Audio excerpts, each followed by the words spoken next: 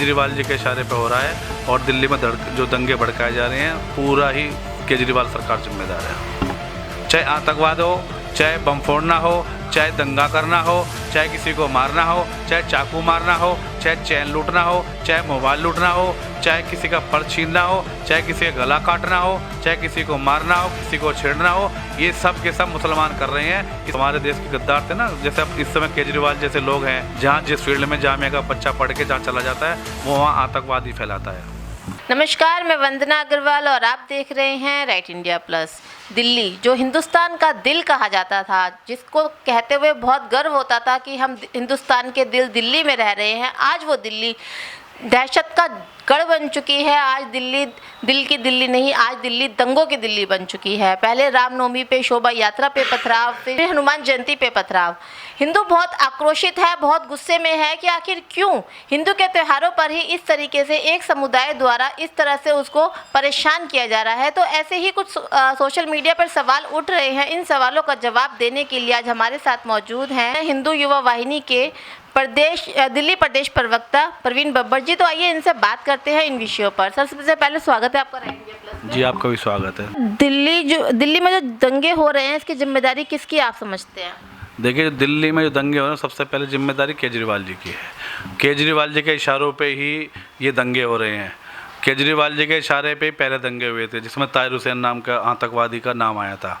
एक आतंकवादी अभी भी आया है, अंसार अहमद करके, और उसने उसका जब जेल पुलिस ने उसको पकड़ा है तो उसका स्टाइल था पुष्पाराज वाला। पुष्पाराज में जो फिल्म में इस तरह करके दिखाते थे, तो उसने इतनी बेशर्मी के साथ में किया क्योंकि उसको इस घटना पे कोई अफसोस नहीं है। तो ये सब केजरीवाल जी के इशारे पे हो रहा है और दिल्ली में जो दंगे भड़काए जा रहे हैं पूरा ही केजरीवाल सरकार जिम्मेदार है।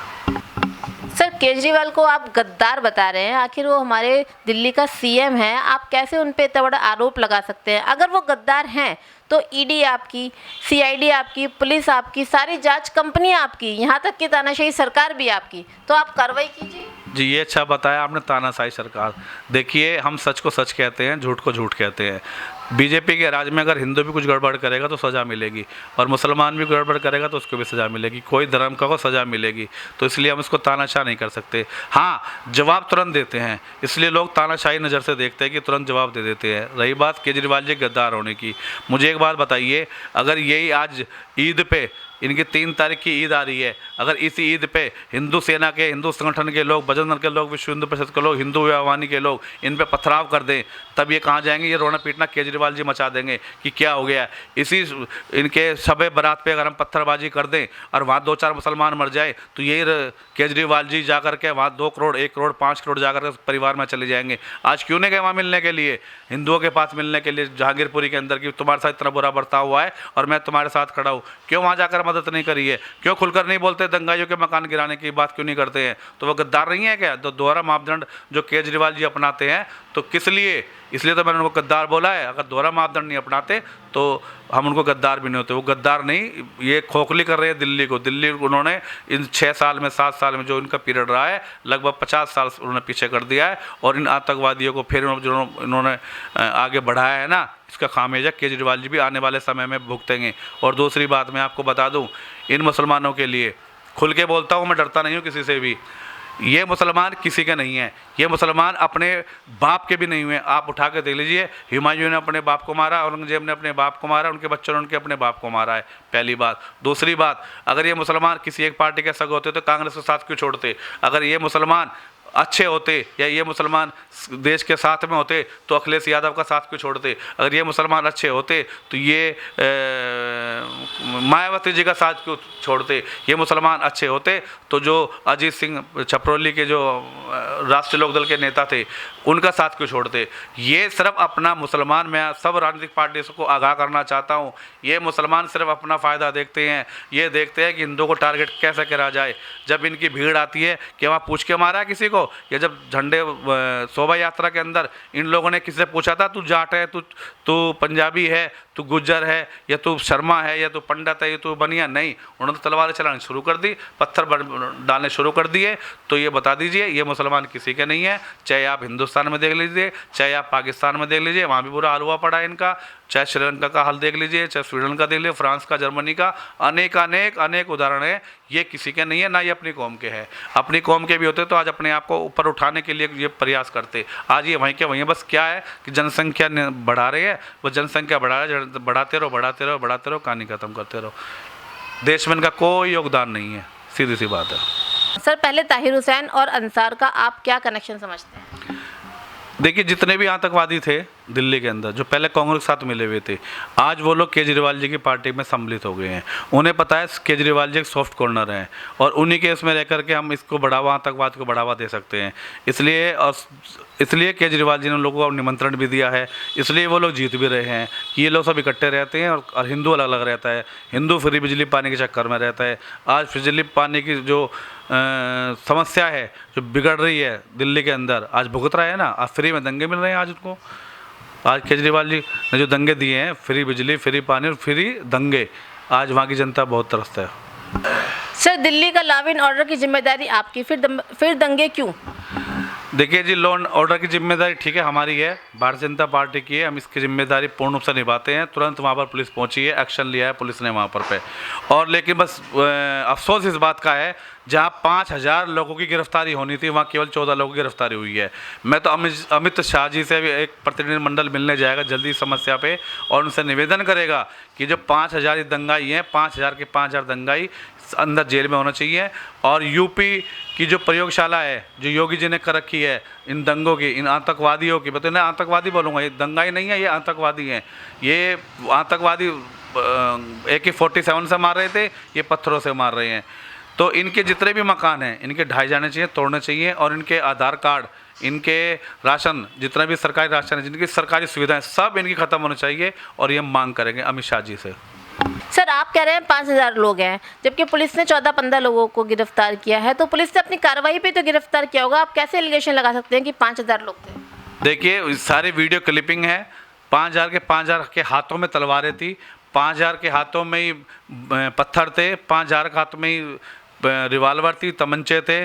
सारा वीडियो क्लिपिंग में दर्ज है, सब आप देख सकते हैं। इतनी वीडियो क्लिपिंग हमारे पास आई हुई है, हमारा खून खोल जाता है। तो इसलिए हम 5000 के लोगों की मांग कर रहे हैं कि 5 के 5000 लोगों की गिरफ्तारी की जानी चाहिए।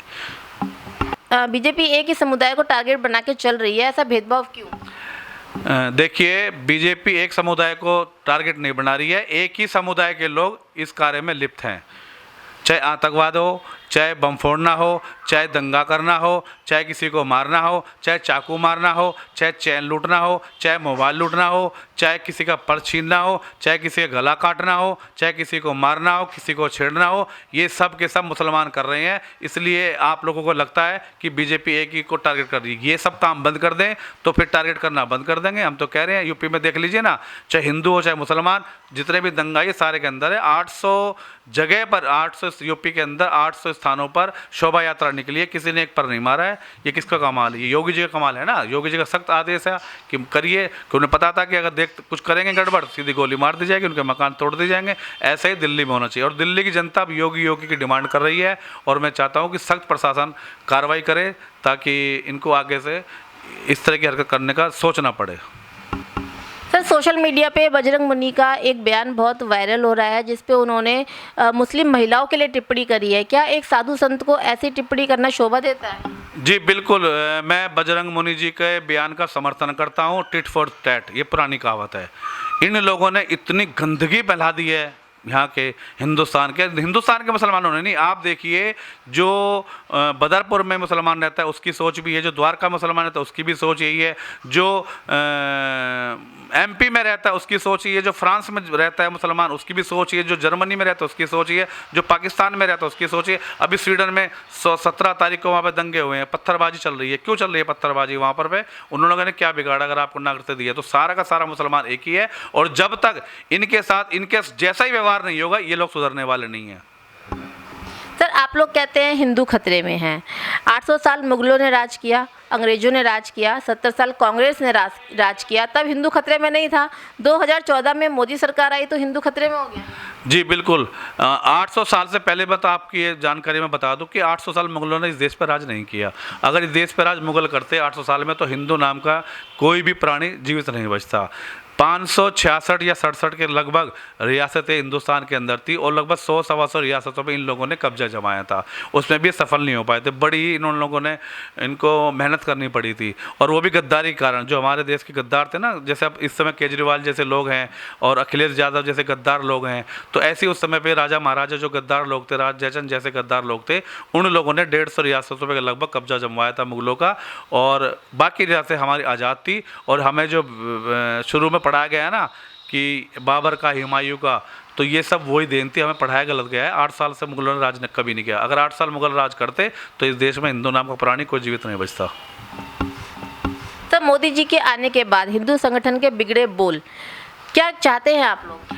बिगड़े बोल नहीं है, हमारी मतलब अंदर की कुठारा खात है। हम ना मतलब तंग आ गए हैं कि इतने सालों से हम लोग प्रदर्शन भी करें, सब काम करें। अब हमारी सरकार आ रही है। हमारी सरकार आने के बाद भी ये मुस्लिम इतने कट्टर और हो गए हैं, ज़्यादा कट्टर हो गए हैं, जैसे इनका हमने कुछ बिगाड़ दिया हो। और मैं आपको बता दूं, ये योगी जी, मोदी जी को इतनी गालियाँ देते हैं कि हमारे मतलब क्या बोलते हैं कि अंदर की सहनशीलता हमारी ख़त्म हो जाती है कि भाई ऐसा क्या रहा। जबकि मोदी जी हमारे इतने अच्छे हैं कि उन लोगों ने इन मुसलमानों के लिए बहुत अच्छा काम किया, लेकिन ये फिर भी करने के लिए तैयार नहीं है। जिन प्रधानमंत्री योजना के अंतर्गत मैं आपको बता दूं मकान इनको आवंटित हुआ था, उसी मकान के ऊपर चढ़कर इन लोगों ने पत्थरबाजी की घटनाएं शुरू की है शोभा यात्रा के अंदर।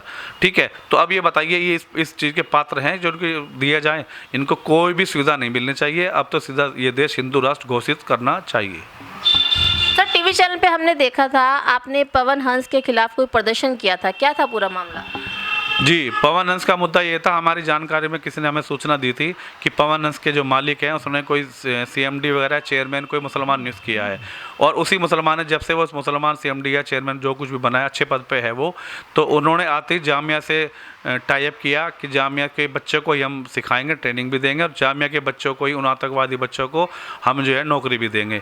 आप मुझे एक बात बताइए, जब जामिया के बच्चों को ही वो पवन हंस जैसी कंपनी के अंदर रखेंगे और वो सॉफ्टवेयर उन्हीं लोगों से बनवाएंगे, कल को क्या पता कि मोदी जी उस पवन हंस में बैठ के माता वैष्णो देवी की यात्रा पे जा रहे हों और वही आतंकवादी हल्का सा अपने लैपटॉप पे बैठ के क्लिक कर दे और वो पवन हंस उड़ जाए, तो क्या कहेंगे? ये तो कह देंगे दुर्घटना हुई, लेकिन एक हम अच्छा नेता खो देंगे ना। इसलिए हम ये चाहते हैं कि इन आतंकवादियों की भर्ती ना की जाए। और इस देश के अंदर फिर सबसे बड़ी बात है कि केवल जामिया ही क्यों, जामिया के अंदर आप देख लीजिए कि सारे के सारे आतंकवादी हैं। शाहीन बाग का प्रकरण ले लीजिए, किसी चीज़ का प्रकरण ले लीजिए, शाहीन बाग से शुरू होता है, जामिया से शुरू होता है। जब भी नारे लगेंगे कि हिंदू तुम्हारी कब्र खुदेगी, तो जामिया की धरती पर आज़ादी मांगते हैं, दुनिया भर की गलत गलत बातें, कि देश विरोधी बातें करते हैं। तो हम चाहते हैं जामिया के बच्चों को तो ना। और फिर दिल्ली में बहुत सारी यूनिवर्सिटी है, दिल्ली यूनिवर्सिटी भी है, हिंदू यूनिवर्सिटी भी है, बनारस हिंदू यूनिवर्सिटी है, और बहुत सारी यूनिवर्सिटी दिल्ली के अंदर है। तो वहाँ से क्यों नहीं लेते ये बच्चे? भाई एक जामिया से अंदर के तो क्यों लिए? और फिर सर मुसलमान के बच्चे, केवल मुसलमान के बच्चे काबिलियत हैं क्या? हिंदू के बच्चे में काबिलियत नहीं है क्या? मुझे आप बताइए। ये देश हिंदुओं का है, मुसलमानों का नहीं है। और मुसलमान 1947 से अपना देश ले चुके हैं, अब हम इनको और कुछ नहीं करने देंगे। सर, जामिया के बच्चों को आपने आतंकवादी बोला, आखिर वो बच्चे ही तो हैं, कैसे कह सकते हैं आप कि वो आतंकवादी है? देखिए, इसका उदाहरण ताज़ा उदाहरण है, अभी गोरखनाथ मंदिर में, गोरखपुर में, जो एक केमिकल इंजीनियर जो मुस्लिम था, उसने हमारे सेना के जवानों पर, पुलिस के जवानों पर चाकू से वार किया और बड़ा भयंकर वार किया। तो वो कौन था? वो केमिकल इंजीनियर था, पढ़ा लिखा था। तो जामिया से पढ़ के आया, किसी यूनिवर्सिटी से पढ़ के आया, तो था तो वो गद्दार ही ना। इसलिए सब के सब जो सीखते हैं ना, जो पढ़ाई लिखे बच्चे हैं जितने भी हैं, ये सब एक आतंकवाद की फ़ौज तैयार हो रही है। और मैं आपको बता दूं, इनका देश में कोई योगदान नहीं है, कहीं भी कुछ भी योगदान नहीं है। जहाँ जिस फील्ड में जामिया का बच्चा पढ़ के जहाँ चला जाता है, वो वहाँ आतंकवाद ही फैलाता है। कुछ असामाजिक तत्वों के कारण पूरी मुसलमान बिरादरी पर आप आरोप लगा रहे हैं, ऐसा क्यों? कुछ अच्छे मुसलमान भी तो हैं। हाँ, ये अच्छा प्रश्न किया आपने। अच्छे मुसलमान की परिभाषा क्या होती है, मुझे बताइए आप। अच्छे मुसलमान की परिभाषा ये होती है कि अगर पड़ोस में कोई घटना, ऐसी घटना हो रही है वो जो गलत लग रही है, पुलिस प्रशासन को सहयोग करे। अच्छे मुसलमान वे होते हैं, अगर पड़ोस में आकर कोई बदमाश आकर के छिप गया है तो वो पुलिस में जाकर सूचना दे। अच्छे मुसलमान वो होता है कि कोई सी महिला को कोई आदमी छेड़ रहा है तो वो जाकर के सूचना करे, अगर वो नहीं भिड़ सकता है। मुझे एक भी घटना बता दीजिए जिसमें अच्छे मुसलमान होने के नाते किसी एक अच्छे मुसलमान ने अच्छी भूमिका निभाई हो। और जितनी भी घटना हुई है, जहांगीरपुरी घटना लगा लीजिए, ये पेट्रोल बम एकदम कहाँ से आ गए, ये ईंट पत्थर कहाँ से आ गए, छतों पे इतने रोड़े कहाँ से आ गए, इतनी तलवारें कहाँ से आ गई? ये प्री प्लानिंग था ना। जब प्री प्लानिंग था तो इसका मतलब ये समझ लें कौन अच्छे मुसलमान थे। अच्छे मुसलमानों को पता नहीं था कि इस फलां वाले घर में ईंट जा रही है, पत्थर जा रहे, रोड़े जा रहे, पेट्रोल पंप जा रहे, तेजाब जा रहे, तलवारें जा रही है। क्या अच्छे मुसलमान ने, किसी ने पुलिस को सूचना दी? किसी अच्छे मुसलमान ने एलआई को सूचना दी? क्या ये मुसलमान जो ये जितने भी मुस्लिम क्षेत्र है वहाँ पे शांति कमेटी बिठा रखी है, सारे के सारे मुसलमान बैठे उस शांति कमेटी में, तो वो जाकर उन्होंने बताया नहीं? वो कहाँ है फिर वो पुलिस मित्र जो मुस्लिम हैं? उन्होंने क्यों नहीं बताया कि फला छतों पे जी शोभा यात्रा के दौरान पे इस तरह की हंगामाबाजी करेंगे? ये सब ड्रामेबाजी है। एक भी अच्छा मुसलमान इस देश के अंदर, क्या मैं ऑल वर्ल्ड की बात कर रहा हूँ, ऑल वर्ल्ड में एक भी मुसलमान अच्छा नहीं है। ऑल वर्ल्ड की बात कर रहा हूँ मैं आपसे। सर, यूपी और एमपी में सारे मुसलमानों के घरों पर बुलडोजर चला दिया गया। क्या कुछ असामाजिक तत्वों के कारण क्या मुसलमानों को सजा देना ठीक है? देखिए, वे असामाजिक तत्व नहीं है, वे मुसलमान है। मैं आपसे रिपीट कर रहा हूँ, वे असामाजिक तत्व तो हैं, लेकिन उनकी बिरादरी क्या है? मुसलमान। उनको सिखाया क्या जाता है? हत्या करना। तो जब वो ऐसा काम करेंगे उनको दंड देना स्वाभाविक है। आज मैं फिर बता रहा हूँ, 800 जगह पर शोभा यात्रा निकली थी उत्तर प्रदेश के अंदर। एक भी जगह कहीं भी चूचा कुछ भी नहीं हुआ, कुछ भी तिनका नहीं गिरा, बल्कि यूपी के मुसलमानों ने पुष्प वर्षा की है कि लीजिए। और एमपी में आप देख लीजिए, अब उनके साथ भी वही हाल किया जा रहा है। एमपी के अंदर भी जितने भी मुसलमान हैं, जिन लोगों ने रोड़े पत्थर फेंके थे शोभा यात्रा के दौरान में भक्तों के ऊपर, राम भक्तों के ऊपर, सबके सब मकान टूटेंगे और आगे भी ऐसी कार्रवाई जारी रहेगी, ये तय है। राजस्थान में देखिए, करौली पे शोभा यात्रा पे माता करौली का मेला बढ़ता है, साल में एक बार बढ़ता है, लेकिन वहाँ के मुसलमानों ने पथराव करके दिखा दिया हम तुम्हारे साथ में नहीं हैं। आज भुगत रहे हैं।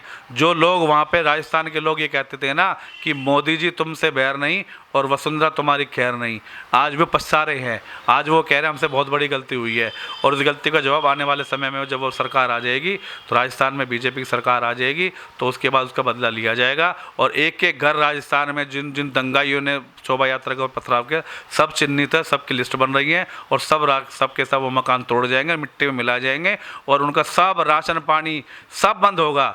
इस गैस सिलेंडर, सब्सिडी, जितनी भी सरकारी सुविधाएं सारी की सारी इनकी बंद की जाएगी और आने वाले समय पर आप देखिए हिंदुस्तान पहले की तरह सोने की चिड़िया बनने जा रहा है। तो बड़े ही बिगड़े बोल रहे हिंदू युवा वाहिनी दिल्ली प्रदेश प्रवक्ता प्रवीण बब्बर जी के, जो हिंदुओं का दुख है, हिंदुओं का दर्द है, हिंदुओं की पीड़ा है, वो इनकी बातों से झलक रही थी। और झलके भी क्यों ना, हिंदुओं का त्यौहार रामनवमी जो 6 महीने में एक बार आता है, जब उसकी शोभा यात्रा निकली तो उस पर पथराव। हनुमान जयंती जो कि हिंदुओं में बहुत महत्वपूर्ण माना जाता है, उस पे पथराव। आखिर क्यों हिंदू मुसलमान का ये झगड़ा हो रहा है? क्यों जहांगीर जैसी जगहों पे कत्ले आम हो रहा है? आखिर कब तक रुकेगा ये, या आगे आने वाले टाइम में सरकार इस पर क्या फैसला लेगी? जानने के लिए बने रहिए राइट इंडिया प्लस के साथ। नमस्कार। इस वीडियो को लाइक करें, हमारे चैनल को सब्सक्राइब कर बेल आइकन जरूर प्रेस